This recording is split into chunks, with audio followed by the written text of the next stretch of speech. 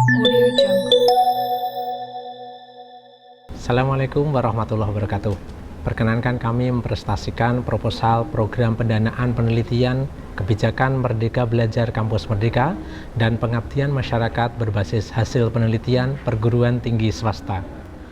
Proposal kami berjudul Dampak Implementasi Merdeka Belajar Kampus Merdeka terhadap pengembangan Universitas Muhammadiyah Yogyakarta menuju Research Excellence University. Dengan saya Slamet Riyadi, Saptanti Harimurti, dan Jazaul Ihsan dari Universitas Muhammadiyah Yogyakarta.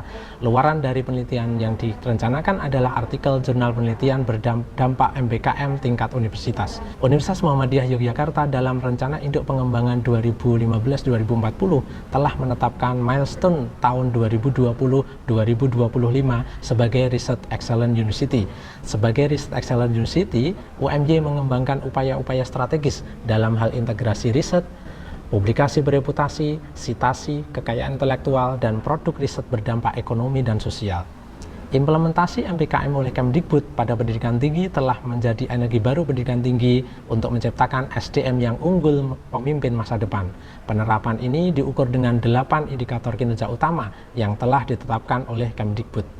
Implementasi MBKM di UMY telah dilaksanakan berupa peningkatan kompetensi hard skill dan soft skill lulusan, mahasiswa berkegiatan di luar, pengiriman dosen tugas belajar, peningkatan jumlah publikasi, KI dan produk inovasi, kerjasama dengan perguruan tinggi dan industri, pembaruan kurikulum, dan pengajuan akreditasi internasional. Pertanyaan riset yang kami temukan dan kami angkat dalam penelitian ini adalah apakah konsep dan indikator MBKM selaras dengan pengembangan UMY sebagai Research Excellence University? Apakah dampak dari implementasi MBKM di UMY terhadap pengembangan UMY sebagai Research Excellence University? Oleh karena itu, tujuan riset ini adalah melakukan eksplorasi keselarasan konsep dan indikator MBKM dan pengembangan UMY sebagai Research Excellence University, serta mengetahui dampak implementasi MBKM di UMY terhadap pengembangan UMY sebagai Research Excellence University. Selanjutnya saya akan menyampaikan metodologi untuk penelitian ini, di mana penelitian ini didesain untuk penelitian cross-seksional. Sampelnya atau populasinya kita mengambil seluruh pejabat struktural di Universitas Muhammadiyah Yogyakarta serta dosen UMY. Tempat kita laksanakan di Universitas Muhammadiyah Yogyakarta serta pengambilan survei dilaksanakan di bulan Desember di minggu kedua tahun 2021. Untuk variabel penelitian ada variabel bebas dan variabel tergantung, di mana variabel bebasnya itu adalah variabel-variabel yang mewakili kesadaran, partisipasi, fasilitasi, dan dampak dari program MBKM. Serta untuk variabel tergantung kita ambil adalah persepsi atau nilai persepsi survei yang dilakukan pada seluruh responden. Instrumen yang kita gunakan itu sudah dilakukan validasi dan reliability, sehingga instrumen yang kita gunakan itu merupakan instrumen yang bisa dipertanggungjawabkan untuk pengambilan data. Untuk analisis data, kita menggunakan analisis deskriptif, di mana kita akan mengekspresikan dari karakteristik responden, di mana kita akan mengkarakteristikkan berdasarkan jenis kelamin, kemudian usia, jenis pekerjaan, status kepegawaian, dan tingkat pendidikan responden. Selanjutnya dari hasil survei kita lakukan coding dan scoring.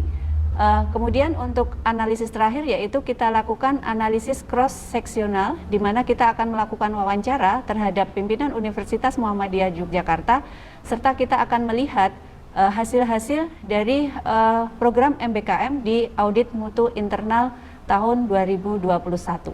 Untuk jadwal penelitian, kami membagi 7 kegiatan. Pertama adalah penyusunan dan pengujian instrumen yang kita lakukan di minggu pertama. Kemudian yang kedua adalah pengambilan data, survei, dan audit mutu internal yang kita lakukan di minggu kedua.